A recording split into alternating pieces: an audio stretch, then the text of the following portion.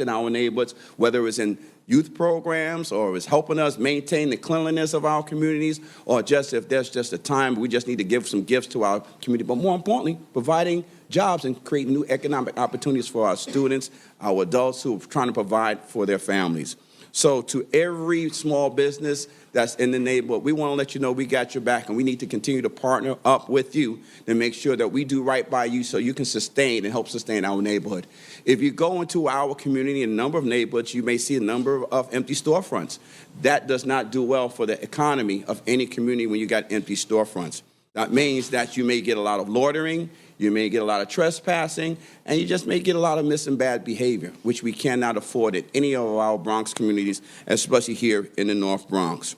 Next thing I just want to touch on that has been hard for us, and we're here on White Plains Road.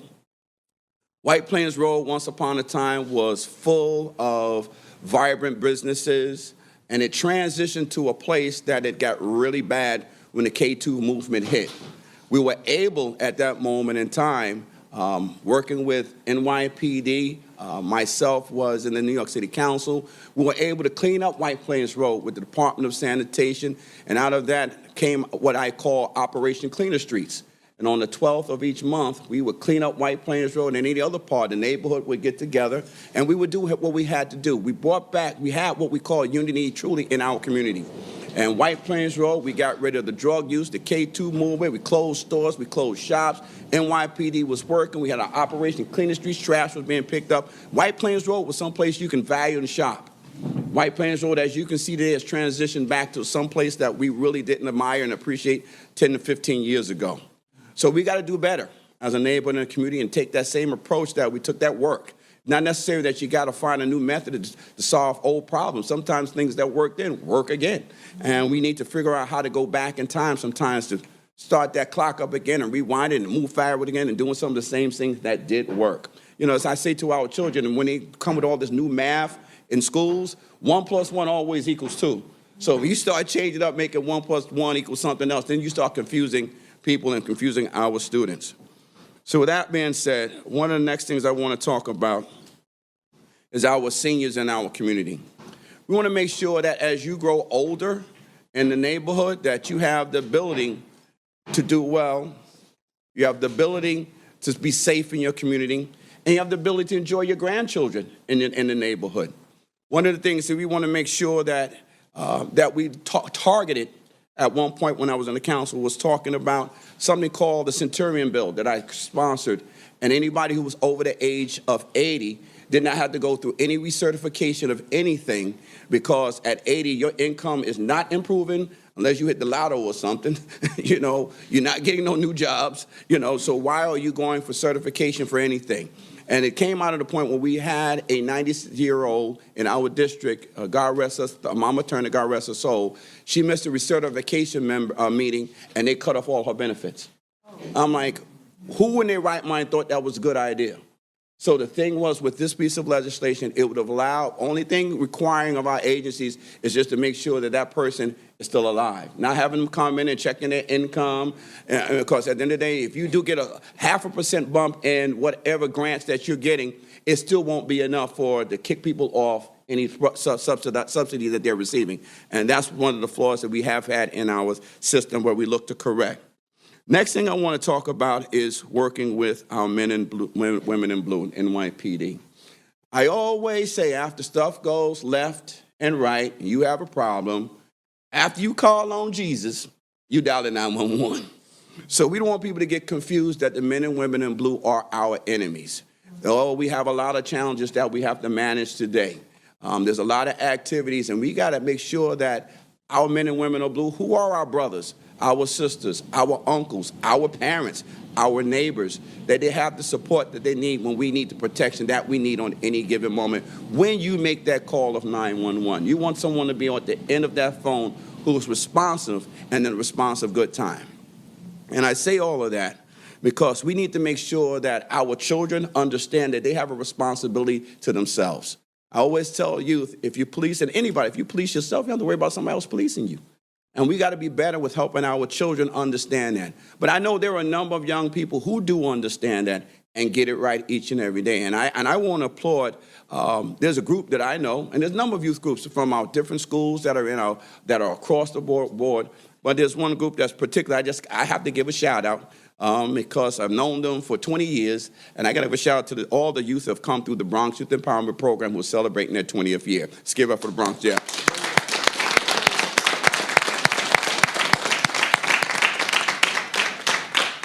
Founded by yours truly, my darling wife, Neva Schindler King. At that moment in time, Fernando Ferrer was running for mayor and was blessed enough to help run part of his campaign in the North Bronx. We know what happened. Michael Bloomberg became mayor, but at that moment in time, we had 60 kids that would come out each and every day to be a part of the process. And when that transition happened, it was like, well, what do you do now, Mr. King? Out of that was born the Bronx Youth Empowerment Program to keep their mind steady. What's our motto? Building mind, body, and community. And that's how we got to continue to work it. And I want to say something right now, and we have a couple of distinguished guests in here. And one of the things, one of our young people who was part of the program, unfortunately, was murdered by a deranged individual in the borough of the Bronx.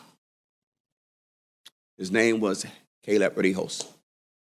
His mother sits with me tonight because we are not only disturbed that Caleb is not with us anymore, but we are disturbed of how the system treats individuals or individuals who have some mental illness plays on the system.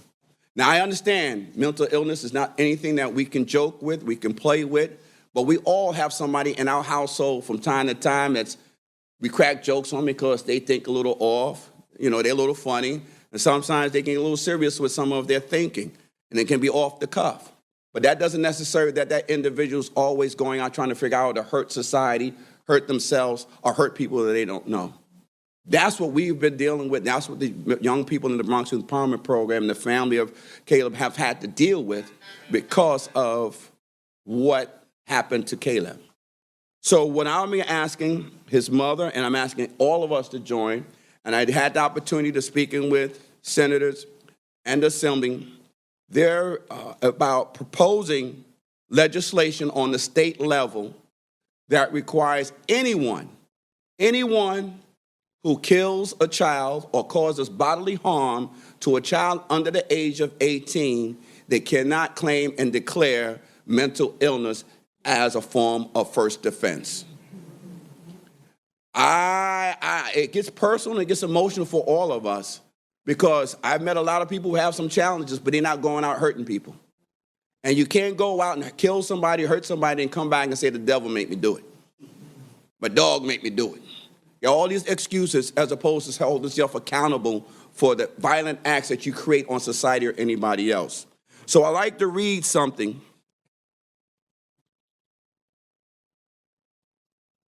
So, as of recent years, several United States have eliminated the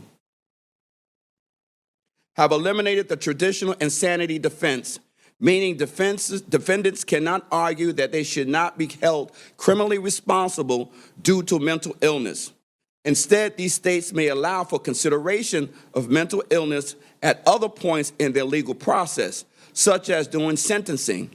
The states that have eliminated the insanity defense includes Idaho, Kansas, Montana, and Utah. And these states handle mental illness cases. Instead of allowing a verdict of not guilty by reasons of insanity, these states may permit defendants to introduce evidence of mental illness to challenge whether they had the necessary intent to commit the crime. Also, mental illness can still be considered in sentencing or for determining competency to stand trial.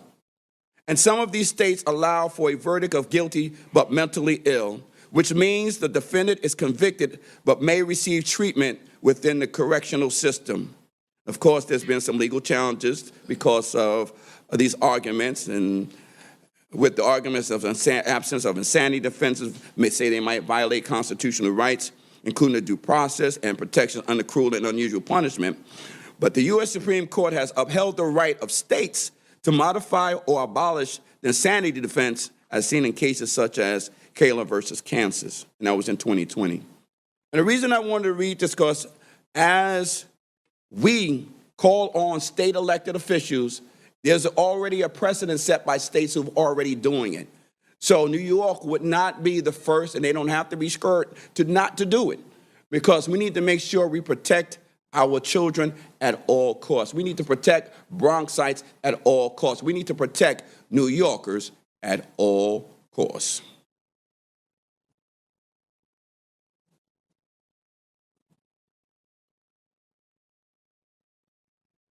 I had a script here I typed up.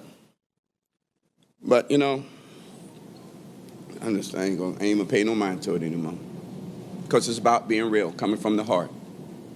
And when it comes from the heart, it's about acknowledging what we've had to live with in our neighborhoods over the last coming years, the last decades, who's been stepping up to do the work and manage facilities, manage healthcare, manage neighborhoods, and those who show up. I always say what? People pay attention to people who participate.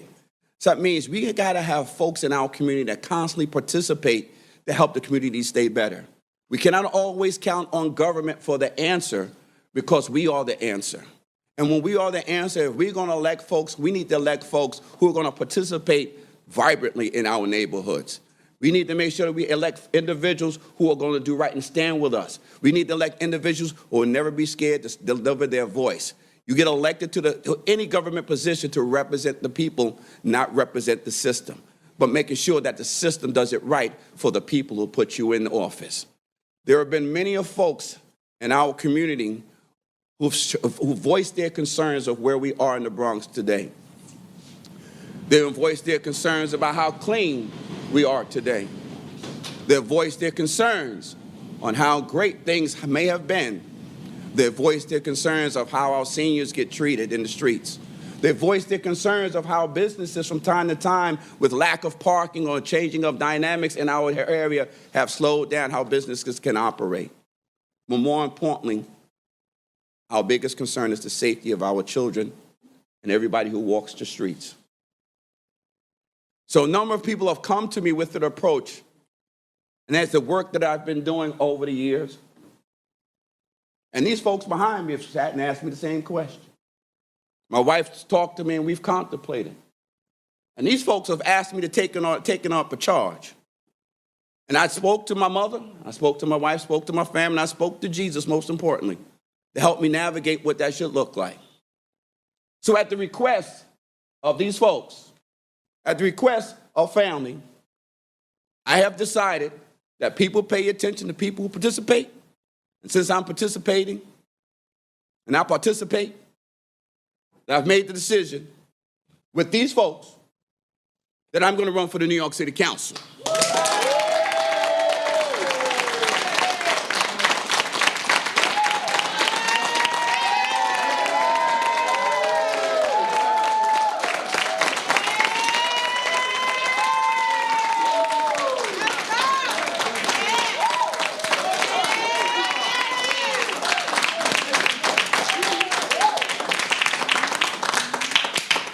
So what?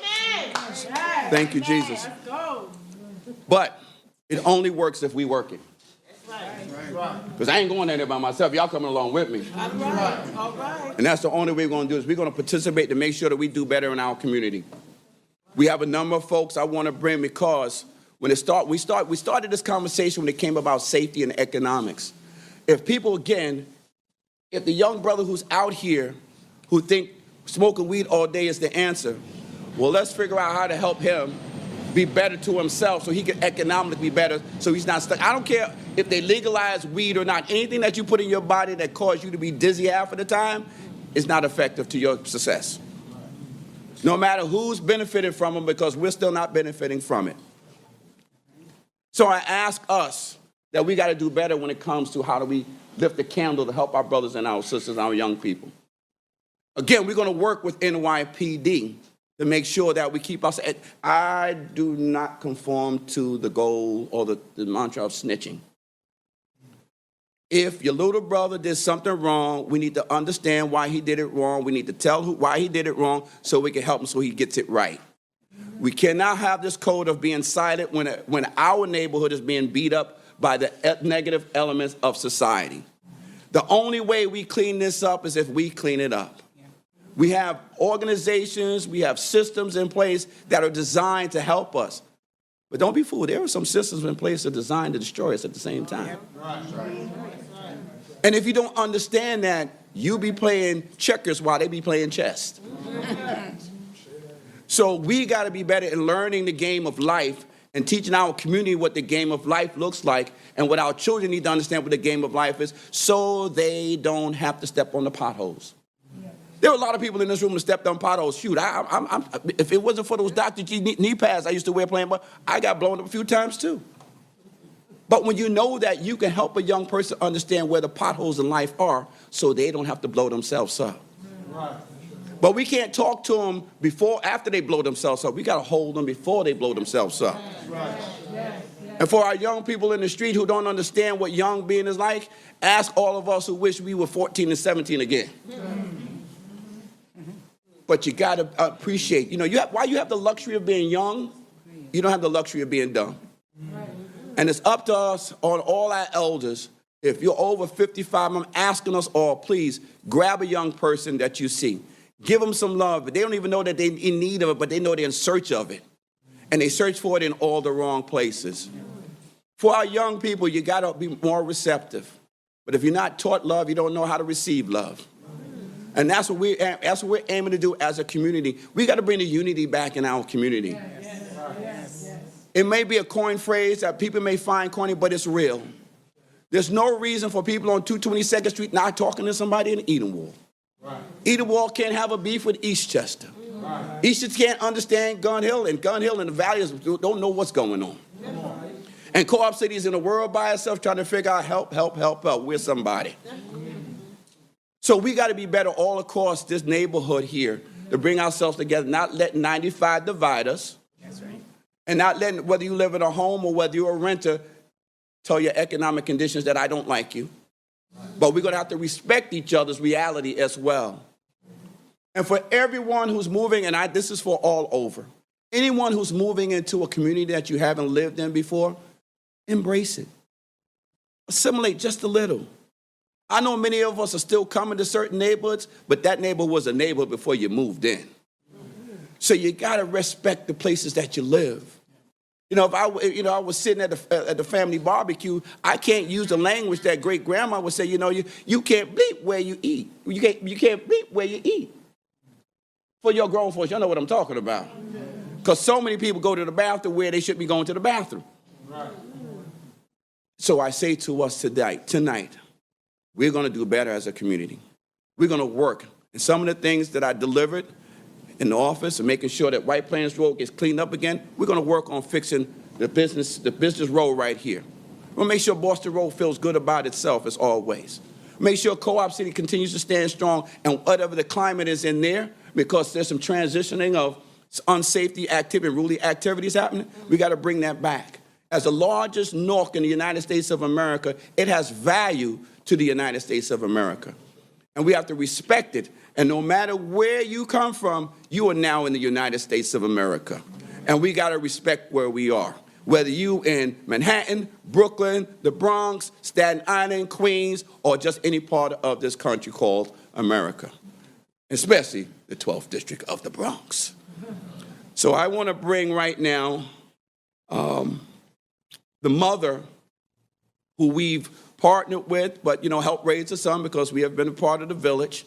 I want everyone to receive a warm welcome for the mom who we always will have our love and support because she's still going through it as so many of us. Let's give it up for Mama Jennifer Baez, Kayla's mom.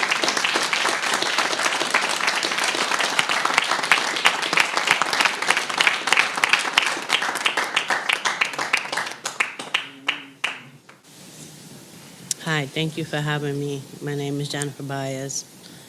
As parents, we are working hard to raise them right and senselessly still losing our youth. We need council members that care about our kids and their future of our community and that are willing to fight for the changes we need to make to make a better, safer place to raise our kids.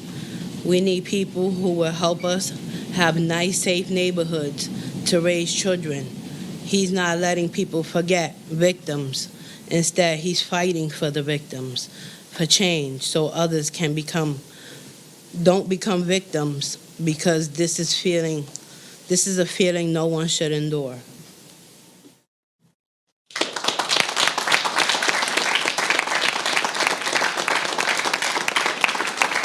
So, again, I say that I did get an opportunity to speak with one of the senators in the state and assemblywoman in the state who are willing to take on this cause of creating a legislation that mental illness cannot be the first line of defense if you kill a child under the age of 18. We know for adults it's sad either way, but we need to find ways to protect our children, just not economically, but on the streets as they go to and fro from school to school. Not hanging out, just going to school. And someone thought, or didn't think, but we're going to make sure he's held accountable for the rest of his days on this planet. All right? Let's give it up for Mama.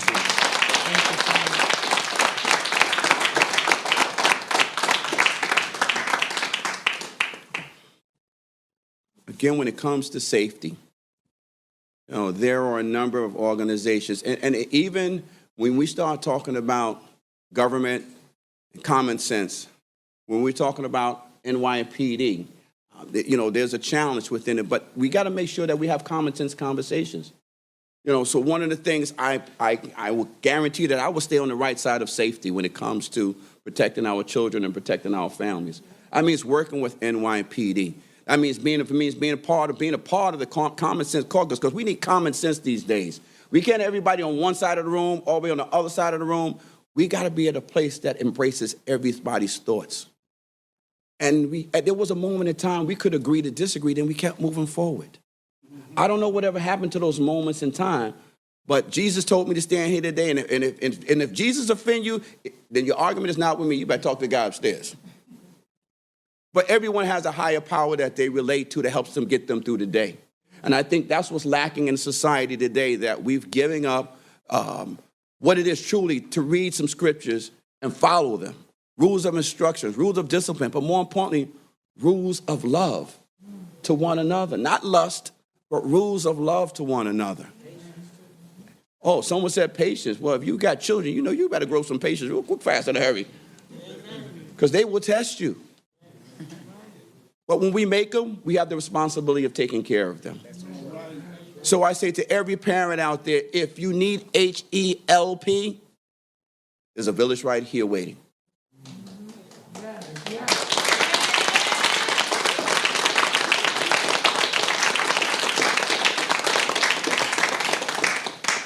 I wanted to bring one of the young people who said they just wanted to say something quick in regards to. They said, Mr. King, we support you. Well, thank you. Can we say something?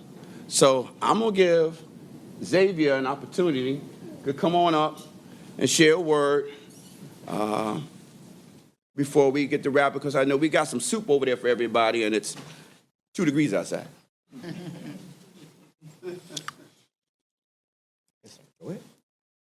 Hello, everybody. My name is Xavier Lennox, and I came here today with Mr. King just to show my support and to also say that there really does need to be a change within the system, because if our youth are trying to go to school and they're getting caught up in things like that's completely unacceptable. I don't even know what to say, because if that would have been somebody like me, it would have been a really scary thing. And I know my mom would be crying seriously, and it wouldn't be nice for anyone to have to go through that.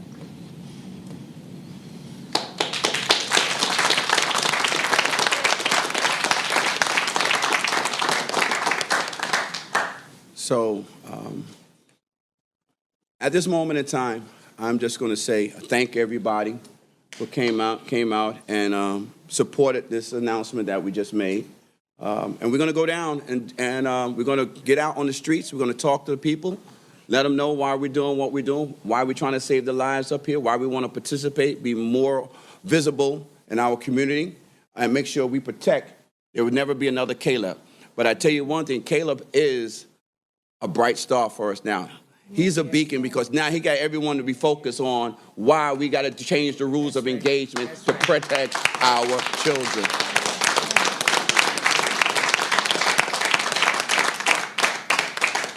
I'm going to pause for a minute right now and just open it up to anybody behind the camera. If you have a question at this moment in time, feel free to. Okay? And I want to thank everybody as we take this journey together. Bishop, I see a number of folks. I want to say thank you to you, Bishop, and to all our groups that are here, from YEP to the nation, to some of my brothers here who are here, who are wearing the blue, and who got the bow ties on, and the spades, and everybody else, and more importantly, just the parents who are here today with their children, because that's what matters.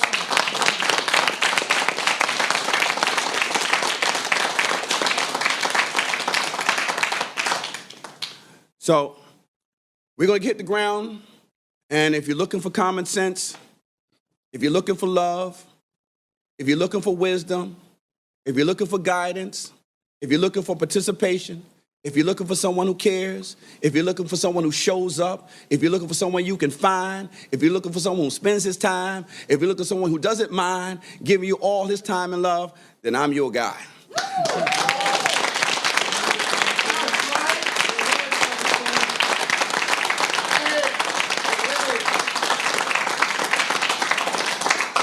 So with that being said, I want to thank everybody for coming out tonight, because we are New Yorkers for Andy King, too.